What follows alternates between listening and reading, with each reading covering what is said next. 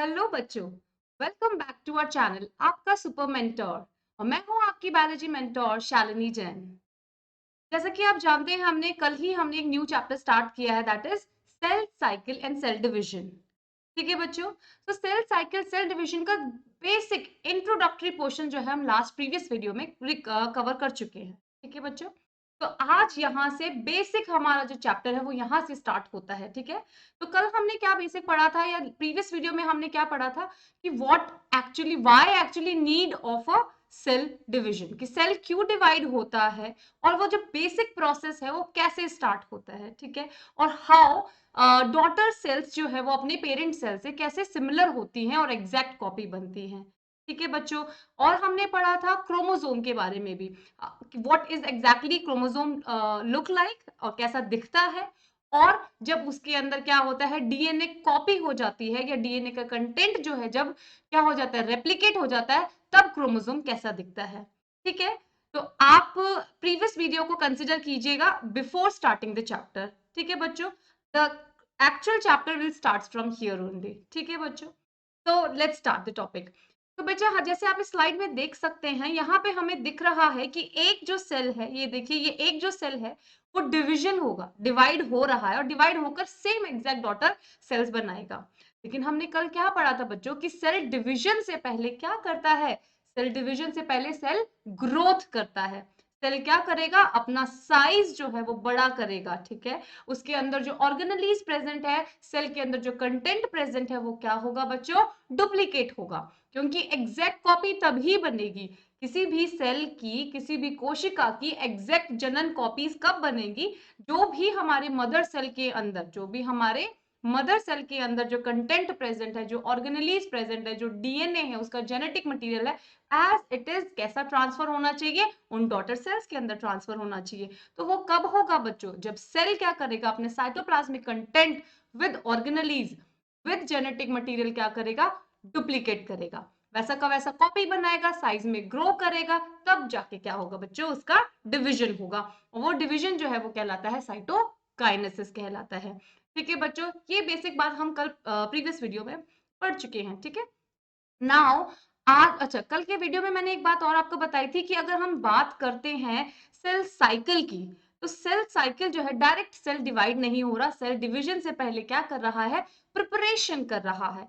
तो प्रिपरेशन के अगर हम इस पूरे प्रोसेस को, सेल साइकिल को समझने की कोशिश करें, तो I can give you one very simple example जो आप लोग रिलेट कर पाएंगे। क्या एग्जांपल है बच्चों, वो एग्जांपल है कि आप नीट एग्जाम में बैठ रहे हैं, आप नीट एग्जाम की क्या कर रहे हैं, प्रिपरेशन कर रहे हैं। ठीक है बच्चों, चलो ठीक है, नीट एग्जाम की प्रिपरेशन नहीं कर रहे, लेकिन if you are standard, if you are in 11th standard, अगर आप 11वीं कक्षा के बच्चे हैं, तो आप 11वीं कक्षा के एग्जाम देने से पहले पूरे साल क्या करते हो, फाइनल एग्जाम की तैयारी करते हो, पूरे सिलेबस को गो थ्रू करते हो, पूरे सिलेबस को पढ़ते हो। ठीक है बच्चों, पूरे साल आप उन 3 घंटे एग्जाम देने के लिए, एग्जाम तो एनुअली एक ही बार होता है और वो 3 घंटे का ड्यूरेशन होता है, लेकिन उससे पहले पूरे साल भर आप क्या करते हो, हार्ड वर्क करते हो। ठीक है बच्चों, पढ़ते हो, प्रिपरेशन करते हो, किस लिए, to perform the 3 hour exam, उन 3 घंटे के एग्जाम को परफॉर्म करने के लिए।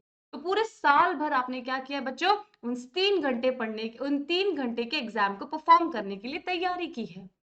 सेम वे, एग्जैक्टली इसी तरीके से सेल जो है विभाजित होने से पहले, डिवाइड होने से पहले क्या करता है, पूरी प्रिपरेशन करता है कि भाई डिवीजन के समय हमें क्या होना है, हमें डिवाइड होकर दो एक जैसी कॉपी बनानी है, तो उससे पहले हमें पूरी तैयारी करनी पड़ेगी। साइटोप्लाज्म के अंदर हमें हमारा कंटेंट बढ़ाना पड़ेगा, साइटोप्लाज्म का कंटेंट डबल करना पड़ेगा, ऑर्गेनेलीज डबल करने पड़ेंगे, जेनेटिक मटेरियल डबल करना पड़ेगा बच्चों।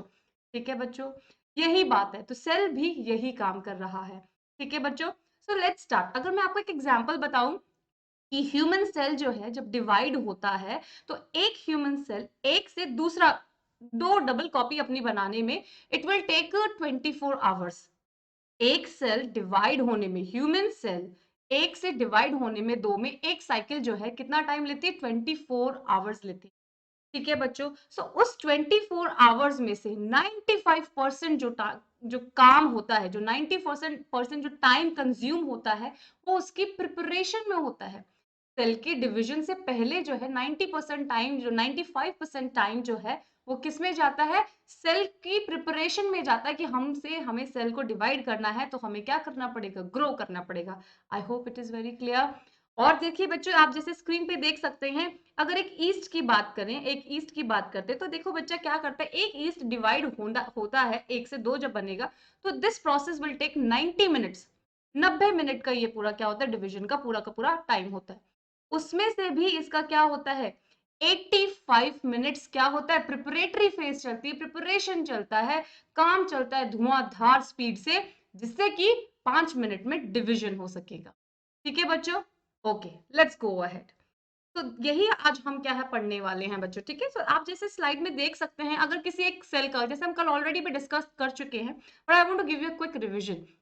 तो अगर कोई सेल साइकिल की बात करें कि सेल किन किन प्रोसेस से गुजरता है, सेल तो क्या कर रहा है, अपना काम कंटिन्यूएशन में करता जा रहा है, लेकिन हमने हमारी कन्वीनियंट के लिए क्या किया है, उस प्रोसेस को, वो जो सेल जिस प्रोसेस के थ्रू अंडरगो हो रहा है, जिस प्रोसेस के थ्रू जा रहा है, उसको हमने क्या अपनी कन्वीनियंट के लिए हमने क्या किया है, उसको स्टेप्स के अंदर पढ़ रहे हैं हम। ठीक है बच्चों, अगर मैं आपकी बात करूं, जैसे आपका बर्थ हुआ, आपकी बर्थ के बाद से आपकी लाइफ कंटिन्यू है, आपकी लाइफ कंटिन्यू है। आप पहले क्या थे, इन्फेंट थे, 0 से 3 मंथ्स के बच्चे जो होते हैं वो इन्फेंट होते हैं, देन क्या होते हैं, टॉडलर्स बनते हैं, फिर क्या होते हैं, किड एज में आते हैं, फिर टीनेजर में आते हैं, देन एडल्ट में जाते हैं, देन ओल्ड एज में जाते हैं। तो लाइफ हमारी कंटिन्यू है, राइट बच्चा, रुक नहीं रही, वो प्रोसेस हमारा कंटिन्यू है, लेकिन हम उसे अपनी कन्वीनियंस के लिए हमने एज ग्रुप के अंदर क्या कर दिया बच्चों, डिवाइड कर दिया है। In the same way cell जो है वो कंटिन्यूएशन में क्या कर रहा है, अपना काम करता जा रहा है, विभाजन के लिए, डिवीजन के लिए, लेकिन हमने हमारी कन्वीनियंस के लिए उसके लिए स्टेप्स बना दिए हैं।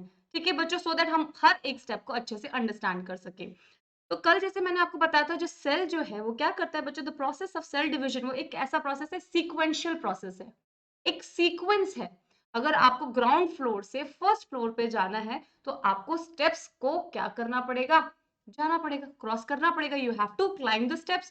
पहले फर्स्ट स्टेप पे गए, then second, then third, then fourth, और फिर जाके आप ग्राउंड फ्लोर से फर्स्ट फ्लोर पे पहुंचोगे। तो वैसे ही हमारा सेल डिवीजन का जो प्रोसेस है वो सीक्वेंशियल प्रोसेस है, आपको उन सीक्वेंस को फॉलो करना ही पड़ेगा। फर्स्ट जो सेल है वो उस सीक्वेंस को फॉलो करके ही सेकंड में जाएगा, सेकंड स्टेप करके थर्ड में जाएगा, थर्ड स्टेप करके फोर्थ में जाएगा। ठीक है बच्चों, आई होप इट इज क्लियर। अच्छा, एक और बात बताइए, कोऑर्डिनेशन। सेल जो है ऐसा नहीं कि कुछ भी रैंडमली काम कर रहा है, कि भाई अभी ऐसा करा, माइटोकॉन्ड्रिया का डुप्लीकेशन कर लिया, फिर मन करा तो डीएनए का रेप्लिकेशन कर लिया, फिर मन करा तो साइटोप्लाज्म को बढ़ा लिया। No, it's a coordinated process. इसमें क्या होगा, हर स्टेप का टाइम ड्यूरेशन फिक्स है, हर स्टेप का टाइम ड्यूरेशन फिक्स है। ठीक है बच्चों, आप इसको और अच्छे से समझेंगे जब हम एक एग्जांपल देके बात करेंगे। ठीक है बच्चों, और सारा का सारा जो प्रोसेस है, ये सारा का सारा जो सेल डिवीजन का, ये जो सेल है और ये डिवाइड होगा, आई एम सॉरी यहाँ रॉन्ग साइड में लग गया, ये जब सेल डिवाइड होगा, डॉटर सेल में कन्वर्ट होगा, तो ये सारा का सारा जेनेटिकली कंट्रोल्ड प्रोसेस है। जेनेटिकली कंट्रोल्ड प्रोसेस का क्या मतलब है मैडम, ये मतलब है कि इसके ये जो पूरा प्रोसेस हो रहा है, कौन करवा रहा है, DNA, the genetic material DNA is responsible for the whole process of cell division. तो अच्छा ठीक है, बात करते हैं। देखिए डीएनए का काम क्या होता है, डीएनए अल्टीमेटली क्या बनाता है बच्चों, डीएनए अल्टीमेटली एमआरएनए बनाने के बाद फाइनली किस में कन्वर्ट होता है, प्रोटीन में, एक स्पेसिफिक काइंड ऑफ प्रोटीन्स बनाता है। हर एक जीन का अपना स्पेसिफिक प्रोटीन बनाने का कोड होता है, काम होता है। ठीक है बच्चों, आप देखिए, तो ये हमारा जो सेल का डिवीजन का जो प्रोसेस है, इसमें स्पेशल काइंड ऑफ प्रोटीन काम करते हैं। ये पूरा सेल डिवीजन का जो प्रोसेस है, सेल साइकिल का जो प्रोसेस है, ये क्या कौन कंट्रोल करता है, एक स्पेसिफिक काइंड ऑफ प्रोटीन्स काम करते हैं। इस प्रोटीन का नाम होता है, I have mentioned here, cyclin. क्या नाम है बच्चों, साइक्लिन। ठीक है, ये है प्रोटीन और ये है cyclin dependent kinase. This is cyclin, cyclin dependent kinase enzyme. ठीक है बच्चों, तो ये दो प्रोटीन और एंजाइम जो है रिस्पॉन्सिबल है for the regulation of the cell cycle. Clear, let's go ahead. ठीक है बच्चों, अब देखिए बच्चों, अब हम पढ़ेंगे एक्चुअली कि ये प्रोसेस हो कैसे रहा है। जैसे कि अभी मैंने आपको बताया था, सेल साइकिल जो है क्या करता है, सेल डिवीजन से पहले क्या करता है, अपना प्रिपरेशन करता है। तो सेल साइकिल को हम दो प्रोसेस के अंदर, दो पार्ट के अंदर डिवाइड कर देंगे कि अगर हमें सेल साइकिल पढ़ना है, सेल डिवीजन पढ़ना है, तो you have to go through the 2 steps. पहला है प्रिपरेटरी फेज और दूसरा है डिवीजन फेज। प्रिपरेटरी फेज को बच्चों बोलते हैं इंटरफेस। प्रिपरेटरी फेज को क्या बोलते हैं, इंटरफेस। और डिवीजन को बोलते हैं, जहां पे एक्चुअल सेल जो क्या करेगा, डिवाइड होगा, वो होता है एम फेज। ठीक है बच्चों, तो देखिए हमने बात की थी, अगर ह्यूमन सेल की बात करें, राइट हियर, ह्यूमन सेल की बात करें तो ह्यूमन सेल 1 से 2 होने में कितना टाइम लगाता है, 24। एक सेल जो है वो 1 से 2 होने में कितना टाइम लगाएगा बच्चों, 24 आवर्स। उस 24 आवर्स में से हमारा 95% तो क्या होता है, हमारा इंटरफेस होता है, और 5% हमारा क्या होगा, एम फेस होगा, जहां पे एक्चुअली सेल क्या करेगा बच्चों, डिवाइड करेगा। Is it clear? 95% का क्या मतलब है, 23 घंटे, 23 आवर्स। तो हमारा सेल होगा किसमें, इंटरफेस में होगा। अब हम पढ़ेंगे कि इंटरफेस में एक्चुअली होता क्या है। ठीक है बच्चों, तो देखिए 23 आवर्स हमारा सेल क्या कर रहा है, सिर्फ इंटरफेस में है, और इंटरफेस में प्रिपरेशन कर रहा है सो दैट वो किस में जाए, एम फेज में जाए। इसका मतलब सिर्फ 1 घंटे के अंदर, 24 आवर्स में से सिर्फ 1 आवर जो है वो जो एक्चुअल सेल के डिवीजन में लगेगा। Is it clear? In the same वे ये बताया गया है कि ईस्ट का एक सेल 1 से 2 बनाने में, डॉटर सेल्स बनाने में कितना टाइम लगता है, 90 मिनट्स। 90 मिनट्स में से कितना, 85 मिनट्स, तो हम 85 मिनट्स हमारे होते हैं इंटरफेस के, और रिमेनिंग 5 मिनट्स होते हैं एम फेज के। I hope it is clear बच्चों। Okay, let's go ahead. अब देखो ये जो नीचे लिखा हुआ है, ये इन सबके और नाम है। इंटरफेस को हम प्रिपरेटरी फेस भी बोल सकते हैं, जो कि आपको समझ में आ गया होगा, प्रिपरेशन चल रही है उसके अंदर। ठीक है बच्चों, रेस्टिंग फेज भी बोल सकते हैं। क्यों बोल रहे हैं रेस्टिंग फेज, क्योंकि यहाँ एक्चुअली सेल जो है डिवाइड नहीं हो रहा है, काम तो बहुत सारा कर रहा है, मेटाबॉलिकली बहुत एक्टिव है हमारा सेल, लेकिन यहाँ पे डिवीजन नहीं हो रहा। तो डिवीजन नहीं हो रहा तो रेस्ट में है, तो रेस्ट में क्या कर रहा है, ग्रो कर रहा है। तो this is also called resting phase.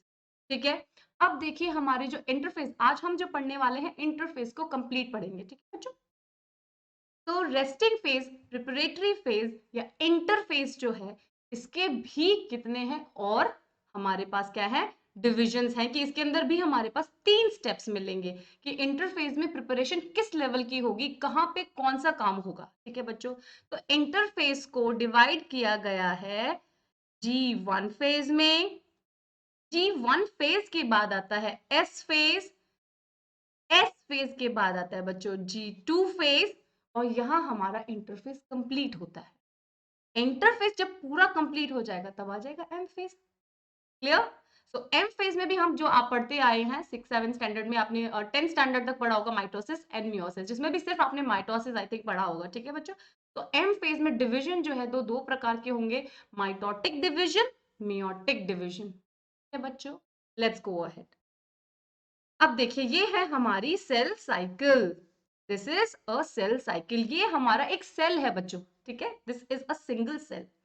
अब सेल में देखिए बेटा, इसको मैंने जब डिवाइड किया है, देखिए तो ये जो पोर्शन दिख रहा है, I think I should change the colour, black दिख जाएगा ना ब्लू में, यस। देखो बेटा यहां से ये ब्लैक ब्लैक दिख रहा है बच्चे, this is M phase, this is M phase. M phase मतलब जहां एक्चुअल डिवीजन होगा, इतना पोर्शन। जो रेस्ट दिख रहा है, ये पूरा सर्कल रेस्ट, यहां से बच्चों, यहां से स्टार्ट होकर, यहां से स्टार्ट होकर, यहां से स्टार्ट होकर यहां तक, मेजॉरिटी ऑफ टाइम कहाँ जा रहा है, हमारा इंटरफेस में जा रहा है, प्रिपरेशन में।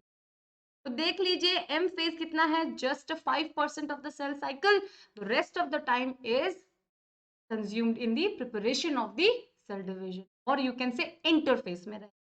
ठीक है बच्चों, इंटरफेस में हमने 3 तरीके के इसमें क्या पढ़ने हैं, 3 फेजेस पढ़ने की, कौन से 3 स्टेप्स को फॉलो करेगा हमारा इंटरफेस। ओके बच्चों, इसमें है first G1, then S, then G2. Let's see what happens in the G1 phase. G मतलब ग्रोथ फेज, गैप फेज। ठीक है बच्चों, तो ये पहला है G1 फेज। सीक्वेंस यही रहनी चाहिए, याद रखनी है सीक्वेंस। सेल का डायग्राम छोटा बनाना, लेकिन लेबलिंग ज्यादा करना कि किस फेज में क्या हो रहा है। ठीक है बच्चों, तो यहाँ देखिए G1 फेज, सबसे पहला हमारा सेल जो है ये, this is the cell, yellow colour में आपको बनाया है, एक सिंगल सेल है जो कि क्या करेगा, इंटरफेज में जाकर और आगे जाके एम फेज में जाएगा। ठीक है बच्चों, तो देखिए आज हम सिर्फ इतना ही पढ़ेंगे सो दैट आपके दिमाग में एकदम क्लियर हो जाए कि यहाँ पे हमने सेल डिवीजन के से पहले जो है हमारा फेज जो इंटरफेस में है, जो प्रिपरेटरी फेज में, उसमें क्या क्या होता है, कौन कौन से स्टेप्स हमारा फॉलो करता है सेल। बच्चों फिर हम डिवीजन पढ़ेंगे, इंडिविजुअल एक एक स्टेप को पढ़ेंगे, because it is the basic of many chapters. तो आपके इसमें जो कॉन्सेप्ट्स हैं वो बहुत क्लियर रहने चाहिए। है बेटा, शॉर्ट एंड स्वीट चैप्टर है, कोई ज्यादा बड़ा नहीं है। तो लेट्स स्टार्ट। तो G1 phase is the first phase of the interface. Okay okay, क्या क्या होगा इसके अंदर, देखिए जब सेल को डिवाइड करना है तो सबसे पहला क्या करेगा उसके अंदर, वो कहेगा कि भैया मेरे को तो आगे जाके क्या करना है, डीएनए को भी डुप्लीकेट करना है, डीएनए बनाना है, मेरे को बहुत सारे ऑर्गेनेलीज बनाने हैं। तो क्या करेगा कि भैया सबसे पहले अपने साइटोप्लाज्म को बढ़ाओ, अपने साइटोप्लाज्म के कंटेंट को बढ़ाओ। ठीक है, और क्या करेगा कि मुझे डीएनए बनाने के लिए क्या चाहिए, मुझे न्यूक्लियोटाइड्स चाहिएंगे। हम नेक्स्ट चैप्टर जो है बायोमोलिक्यूल्स पढ़ेंगे तो आपको समझ में आएगा what is polymer, what is monomer. तो डीएनए का, ठीक है, डीएनए का जो हमारा क्या होगा बच्चों, मोनोमर नहीं कह सकते, लेकिन न्यूक्लियोटाइड से मिलकर हमारा क्या बनता है, डीएनए बनता है। न्यूक्लियोटाइड का फॉर्मेशन कहाँ होगा, सिंथेसिस कहाँ होगा, G1 फेज में होगा। और जैसे कि आप देख सकते हैं बेटा, यहां से देखो G1 is the longest phase of the interphase. Most of the time ज्यादा से ज्यादा काम जो है G1 फेज के अंदर हो रहा है, तो ये लॉन्गेस्ट फेज हो गई पूरे इंटरफेज। सेकेंडली यहाँ पे हमारा क्या होगा बच्चों, न्यूक्लियोटाइड का सिंथेसिस होगा जो कि आगे चलकर डीएनए बनाने में काम होगा। ठीक है बच्चों, कुछ ऑर्गेनेलीज भी यहाँ पे बनेंगे, प्रोटीन का सिंथेसिस यहाँ होगा। ये देखिए बच्चे, देखिए लॉन्गेस्ट फेज है, साइटोप्लाज्म कंटेंट जो है सबसे ज्यादा बढ़ेगा यहाँ पे, साइटोप्लाज्म अपना साइज में डबल डबल डबल मात्रा में बढ़ेगा यहाँ पे। ठीक है बच्चों, और क्या होगा, न्यूक्लियोटाइड्स आपको बता दिए, क्योंकि न्यूक्लियोटाइड्स ही आगे चल के डीएनए बनाएंगे। ठीक है बच्चों, तो न्यूक्लियोटाइड का सिंथेसिस होगा। ये सारे पॉइंट्स आपको मेंशन करने हैं, तो लर्न होने चाहिए। ओके बच्चों, और प्रोटीन का सिंथेसिस होगा, क्योंकि प्रोटीन ही सारे काम करने वाला है भाई, मेन एंजाइम्स जो है, डीएनए जो बनेगा वो प्रोटीन है, आगे चल के सारे राइबोसोम को बाइंड करने के लिए प्रोटीन चाहिएगा। तो बहुत सारा काम, बहुत सारा प्रोटीन जो है वो G1 फेज में, ग्रोथ फेज में बनेगा। ठीक है बच्चों, कुछ सेल ऑर्गेनेलीज जो है वो भी यहाँ पे क्या हो जाएंगे, डबल हो जाएंगे। ठीक है बच्चों, और क्योंकि ये पूरा प्रोसेस जो है वो बहुत क्या है, एक्टिव प्रोसेस है, तो एटीपी की बहुत ज्यादा एनर्जी की बहुत ज्यादा रिक्वायरमेंट रहेगी आगे के प्रोसेस में, तो एनर्जी यूनिट्स भी हमारी यहाँ पर ही बनेंगी। I hope this is clear. तो इसमें बहुत सारा काम कर रहा है, फैक्ट्री में बहुत सारे लोग अपना अपना काम कर रहे हैं, क्या काम कर रहे हैं, सो दैट हम सब कुछ तैयार करके दे, सो दैट हमारा काम आगे सेकेंड प्रोसेस में जाए, हमारी फाइल आगे जाए। ठीक है, सो G1 phase is done. Okay, अब देखिए एस पे बहुत इंपॉर्टेंट काम हो रहा है। एस में सबसे इंपॉर्टेंट काम है द रेप्लिकेशन ऑफ डीएनए। ये क्वेश्चन आता है कि डीएनए या जेनेटिक मटेरियल का रेप्लिकेशन सेल साइकिल की कौन सी फेज में होता है, तो फिर आंसर इज एस फेज। तो यहाँ पे हमारा यस, बच्चों यहाँ पे मैंने मेंशन किया है, यहाँ पे ये डीएनए रेप्लिकेशन, बच्चों क्या है ये, डीएनए रेप्लिकेशन यहाँ पर होता है। जो न्यूक्लियोटाइड G1 में बने हैं वो सब जुड़ेंगे जुड़ेंगे जुड़ेंगे जुड़ेंगे, पॉलीमर बना के डीएनए का निर्माण कर देंगे। That is DNA synthesis is going to be happen in the synthetic phase or S phase of interphase. Clear? तो अब देखिए, और एक इंपॉर्टेंट बात जो आपको बच्चों याद रखनी है, सेंट्रियोल्स। सेंट्रियोल्स हम लास्ट चैप्टर में पढ़ चुके हैं कि क्या होते हैं सेंट्रियोल्स। ठीक है बच्चों, तो सेंट्रियोल्स क्या होते हैं, माइक्रोट्रिब्यूल्स के वो दो स्ट्रक्चर्स होते हैं जो एक दो ड्रम्स होते हैं, माइक्रोट्रिब्यूल के स्ट्रक्चर्स बने में। ठीक है, दो होते सेंट्रियोल एक सेल के अंदर, और क्या एक दूसरे के परपेंडिकुलर लगे हुए होते हैं, और इनका डुप्लीकेशन जरूरी है, क्योंकि एनिमल सेल में centrioles are responsible for the release of the spindle fibre. अभी हम नेक्स्ट पढ़ने वाले हैं माइटोसिस, तो वहां पे आपको समझ में आएगा कि सेंट्रियोल्स का डुप्लीकेशन होना जरूरी है। एक सेल के पास में क्या होना चाहिए, दो सेंट्रियोल्स होने चाहिए, सो दैट वो ऑपोजिट पोल्स पे जाएंगे और वहां से स्पिंडल फाइबर क्या करेंगे, रिलीज करेंगे, सो दैट वो जाके क्रोमोसोम के, वो जाके सिस्टर क्रोमेटिड्स के काइनेटोकोर पे जाके जुड़ेंगे और उसको अलग अलग पोल्स पे लेके जाएंगे, ठीक है बच्चों। तो सेंट्रियोल्स का बहुत इंपॉर्टेंट रोल है, आपको आगे भी समझ में आएगा। यहाँ पे सेंट्रियोल्स का रेप्लिकेशन होगा या डुप्लीकेशन होगा, ठीक है बच्चों। ये 2 स्टेप्स याद रखना। सेकेंडली हिस्टोन प्रोटीन्स, आपको बताया था क्रोमेटिन फाइबर का क्या होता है। क्रोमेटिन फाइबर हिस्टोन के अराउंड, हमने बताया था हमारा डीएनए क्या है, क्वाइट लॉन्ग, बहुत ज्यादा लंबा है। तो उसकी पैकेजिंग करके, उसको अच्छे से पैकेजिंग करके, अच्छे से लपेट लपेट के उसको न्यूक्लियस में फिट किया है। तो किसके अराउंड लपेटा जाता है, दैट इज हिस्टोन प्रोटीन्स। तो हिस्टोन प्रोटीन्स का भी यहाँ पे क्या होता है, सिंथेसिस होता है। हिस्टोन प्रोटीन्स के अराउंड में हमारा क्रोमेटिन फाइबर जेनेटिक मटेरियल क्या होता है, रैप होता है, और फिर पॉलीजोम्स बनते हैं, और इस तरीके से हमारा आगे पूरा जेनेटिक मटेरियल तैयार होता है। तो हिस्टोन प्रोटीन्स का भी रेप्लिकेशन यही होगा। सो दीज 3 इंपॉर्टेंट पॉइंट्स आपको क्या करने हैं बच्चों, ध्यान रखने, याद रखने हैं, जो कि सिंथेसिस फेज में, एस फेज में होगा। इतना ही काम होगा एस फेज में, ठीक है। नेक्स्ट, अब हमारे ऑर्गेनेलीज ऑलमोस्ट बन चुके हैं, हमारा साइटोप्लाज्म का कंटेंट बढ़ चुका है, और हमारा डीएनए रेप्लिकेट हो चुका है। तो छोटा मोटा जो बचा हुआ काम जो है वो भी कंटिन्यूएशन में हमारा G2 फेज में होगा, जो कि ग्रोथ फेज है। अगेन गैप 2 फेज और the growth phase.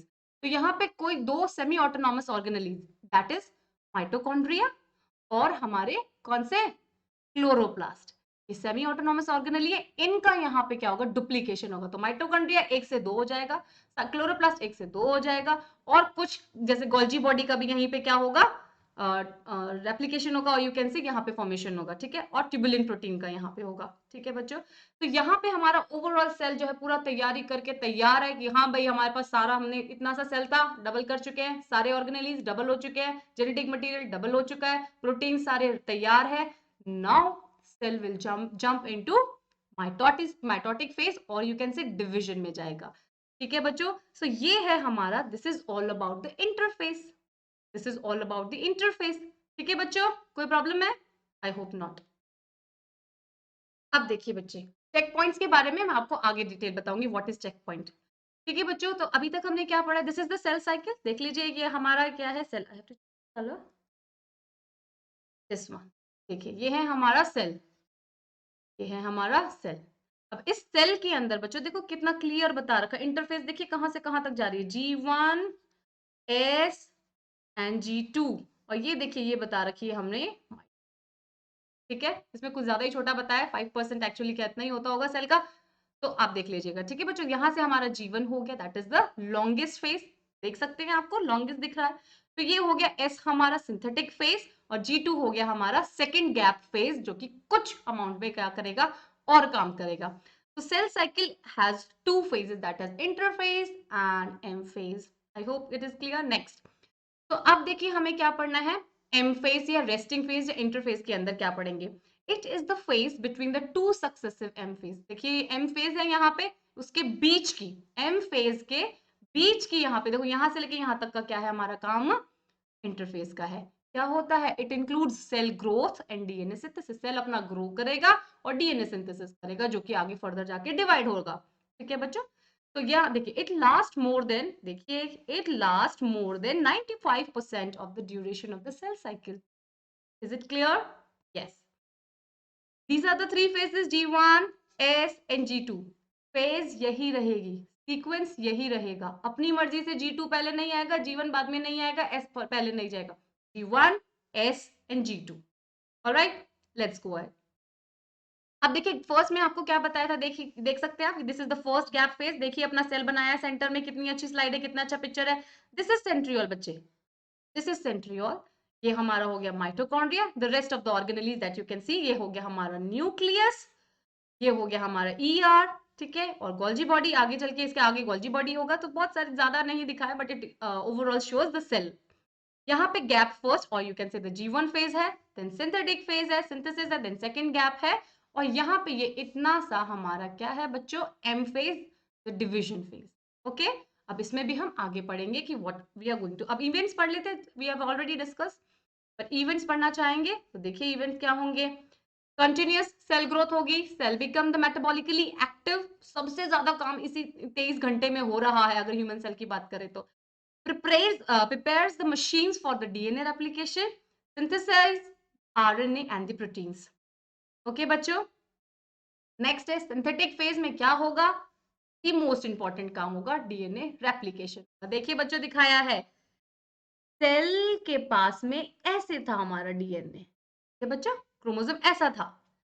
S phase में जाने से पहले ये गया हमारा एस फेज में जाएगा, एस फेज के बाद जब निकलेगा ना बच्चों तो ऐसा हो जाएगा। ये देखिए ये डीएनए के अंदर, यहाँ ये हमारे क्रोमोसोम के अंदर ये हमारा जेनेटिक मटेरियल पड़ा हुआ है, तो ये अपना डीएनए कंटेंट डबल करेगा। मैंने जितना मोटा बना दिया इतना नहीं होना चाहिए, बट ये क्या करेगा, अपना डीएनए कंटेंट डबल करेगा। तो यहाँ पे हमारे क्रोमोसोम 2 नहीं बने हैं बच्चों, यहाँ क्रोमोसोम 2 नहीं हुए हैं, सिर्फ हमारा जो डीएनए कंटेंट है जो सी था वो अब एस फेज के बाद 2C हो गया है। डीएनए कंटेंट के लिए हम क्या नोटेशन यूज करते हैं, सी, और एस फेज होने के बाद, सिंथेसिस होने के बाद, जेनेटिक मटेरियल डबल होने के बाद क्या हो गया बच्चों, 2C हो गया। Alright, the amount of DNA per cell doubles but the chromosome number is not increased. I hope this point is clear. In the animal cells, the replication begins in the nucleus and the centrioles duplicate in the cytoplasm. कोई problem है? No, madam. All right. Now the G2 phase, the second growth phase. यहाँ पे cell growth continue चल रही है। RNA जो कुछ बचे कुछ प्रोटीन बच गए, जो कि ऑर्गेनेली बच गए, जिनमें थोड़ा मोड़ा काम बाकी है, जो हमारे क्या सेल की थोड़ी सी और रिक्वायरमेंट बाकी है, वो सेल सारा काम कहाँ होगा, G2 फेज में होगा। Now the cell is prepared for the mitosis. Okay बच्चों, तो इस पॉइंट के बाद से कल हम पढ़ना शुरू करेंगे माइटोसिस, और you can say we will discuss the mitosis in the next video. I hope कोई प्रॉब्लम नहीं होगा। It is a very small, बहुत इजीली आपको बच्चों को समझ में आ जाएगा, कोई ज्यादा याद करने वाली बात भी नहीं है।